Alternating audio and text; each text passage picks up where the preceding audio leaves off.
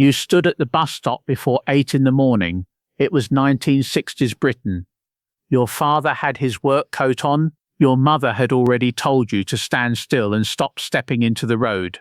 The same people were there most mornings. The man from the next street, 2 schoolgirls with satchels, an old lady with a shopping bag folded under her arm. Then the bus came round the corner. You heard it before you saw it. The engine, the brakes, the doors opening, and there he was, the conductor. Ticket machine on his chest, coins in his hand, a face everyone knew. He knew your father's stop. He knew who worked at the depot. He knew which children tried to sneak upstairs too quickly. He knew when someone needed an extra second to climb on. That was the first thing people forget about old Britain. The services had faces. The bus was not just a bus. It was part of the street, part of your father's working day, part of your mother's shopping routine, part of the town moving at the same time, in the same direction, under the same grey morning sky. And before so much of British life changed hands, that was how many things felt. Close, familiar, human. This is the story of the golden life many people remember from 1960s Britain before privatisation, not because everything was easy, but because ordinary people could still see the country working right in front of them. And it began with things as simple as catching the bus. The bus route was almost part of your family calendar. Monday morning for work, Thursday for the market, Saturday to visit relatives, sometimes into town for new shoes, school uniform or a Christmas present, bought weeks before Christmas because money had to be planned. You did not study the route, you lived it. You knew the stop near the church, you knew the corner where the bus always slowed down, you knew which seat your mother liked, if she had bags with her, and the conductor knew it too. That is what made the old public bus feel different. There was a person moving through it, someone who could answer, someone who could help, someone who could notice. If an elderly passenger struggled, the bus waited. If a child looked lost, someone asked where he was going. If your father missed the usual bus, someone at the next stop might mention it before he even got home. That kind of life was ordinary then, but looking back it feels like a different country, because once the conductor disappeared, the bus still moved, but something human had gone from it, and the same thing was happening in other parts of life too. At home, your mother knew the gas board bill. It came through the door with a name people understood. The gas board, not a company nobody had heard of, not a logo that changed every few years, a board, a service, something that sounded fixed inside the country. If there was a problem with the cooker, or the gas fire, or the meter, people knew where to go.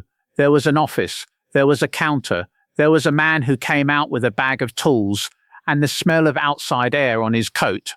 He looked at the appliance, he checked the pipe, he spoke in plain words. Your mother might stand nearby, arms folded, waiting to hear whether it was safe, whether it would cost anything, and whether it would be fixed today. That moment mattered, because in a working home, gas was not a luxury. It cooked the dinner, it heated water, it warmed rooms, it kept life moving. So when something went wrong, people needed more than a bill. They needed responsibility. The old boards were not perfect. Nothing was, but they felt near enough to hold accountable. There was a name, there was an office, there was a person at the door, and that is the part many people miss. Not the old cooker, not the paperwork, the feeling that someone nearby was responsible. Electricity had its own place in the household. Your father knew where the meter was. Your mother knew which lights had to be turned off when money was tight. You knew the feeling of a room changing when the lamp came on at the end of a dark afternoon. The electricity board was another name. People recognized. It belonged to the world of bills on the mantelpiece, meter readers at the door, men in vans, and warnings from adults not to touch anything dangerous. If the power failed, the whole street noticed. Curtains twitched. Neighbors asked each other if theirs had gone too. Someone looked outside to see if the lamps were out. Down the road, and if a man came to inspect something, people knew what he represented. He was part of the service, part of the system that kept the lights on. That is difficult to explain to someone who only knows customer numbers and call centers. Back then, the electricity board was not just a bill arriving in the post. It was wires, meters, street lamps, workmen, local offices, and the quiet confidence that the same public world which sent the bill also had to fix the problem. That is where the memory lives. In that connection, the service and the household felt part of the same country. And then there was water. You turned the tap and expected it to run. That was the beauty of it. Most people did not talk about water boards at the dinner table. Children did not care where water came from. They cared that it filled the kettle, washed the dishes, and ran into the sink when your mother told you to clean your hands. But adults understood that water was part of public life. Reservoirs, pipes, roadworks, men lifting heavy covers in the street, a van parked near a burst main, a notice pushed through the door when work was being done. If a pipe burst, it was not just your problem. The street felt it. People came out. Someone said the pressure had dropped. Someone else said it had happened last winter too. And then the workers arrived. They dug, they repaired, they filled the hole again. It was not glamorous. Nobody made speeches about it, but this is what old public Britain was built from. The boring things that worked. A train on the timetable. You only notice these things fully when they stop feeling certain. That is why the memory of them has become stronger with age. Because in 1960s Britain, many people felt that the basics were part of a shared promise. The railway timetable was another promise. Your father might have folded one into his pocket. Your uncle might have checked it before visiting. Your family might have stood under the station clock with a paper ticket in hand and a small worry that you would miss the connection. British Rail had a sound. The guard's whistle, doors closing, the rumble coming down the track, shoes on platform boards, teacups in a station buffet, announcements that were not always clear, but somehow everyone understood enough.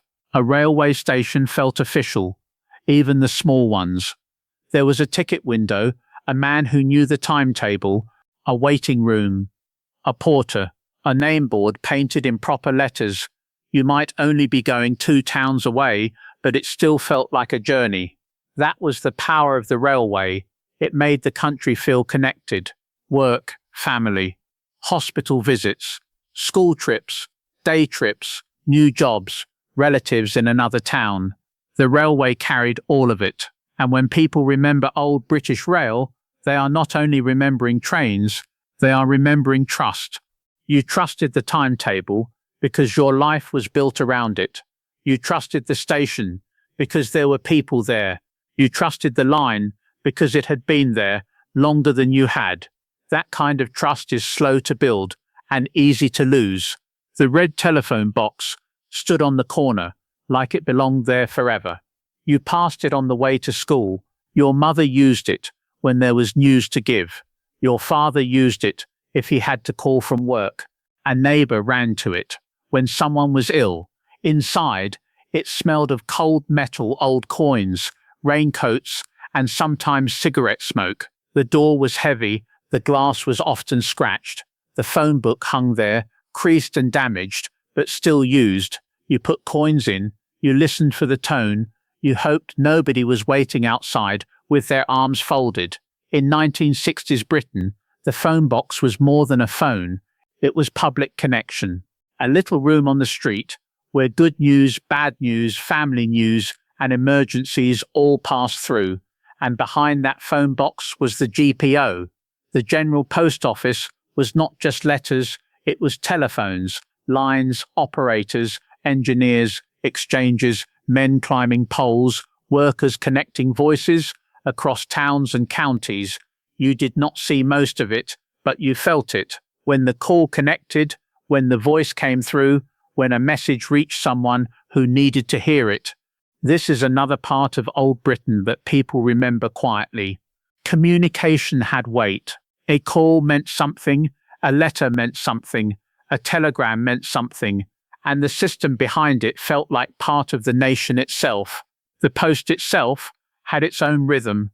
Letters came through the door in the morning, sometimes before breakfast, sometimes with the sound of the postman's feet, already moving to the next house. The postman was another familiar face. He knew the street. He knew which gate stuck. He knew which dog barked. He knew where to leave something if nobody answered. At Christmas, his bag seemed impossible. Cards, parcels, brown paper, string, stamps, and handwriting from people your mother had not seen for years. The post connected families long before people expected instant replies. A birthday card mattered. A letter from a son in another town could be read twice, then placed carefully somewhere safe. A parcel created excitement before anyone knew what was inside. And again, there was a person in the middle of it, the postman, the counter clerk, the sorting office worker, the driver, the people who carried private lives through public hands. That was old Britain at its best. Personal things moving through a public service people trusted. Then there were the streets themselves.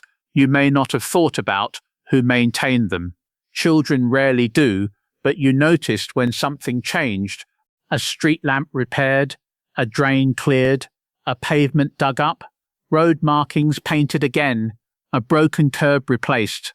Men from the council arrived with barriers, tools, a van, and flasks of tea. They were part of the background of everyday life. But the background matters. A street feels different when someone is responsible for it. The old public world was full of these workers: roadmen, lampmen, drainmen, council painters, park workers, people who kept ordinary places usable. You might not know their names, but you knew their work. The lamp came on, the road was patched, the gutter cleared, the railings were painted again, the place looked cared for. That is what people mean when they say 1960s Britain felt more local. You could see the work, you could see the men doing it, and if something went wrong, there was usually a yard, an office, a depot, or a counter where someone knew the answer. All of this hard-working people went in early, came out tired, and kept the town moving. For many young people, these places meant a future, an apprenticeship, a uniform, a trade, a steady wage, a place in the working life of the town. A man could say, "I'm on the buses." Another could say, "I'm with the gas board." Someone else could say, "I'm at the post office." Those words carried pride. And then there were the counters. The post office counter, the gas board counter, the council counter, the council counter, the place where your mother stood with a bill in her hand and spoke to a real person. That mattered when money was tight. It mattered when a repair, a meter, a pension, or a payment affected the whole house. By the late 1970s and into the 1980s, the feeling began to change. Names changed, offices closed, counters disappeared, conductors vanished, boards became companies.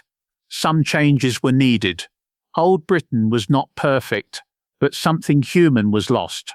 When local faces became distant systems, that is what many people miss. Not every queue, not every rule. They miss the feeling that ordinary life still had doors you could walk through.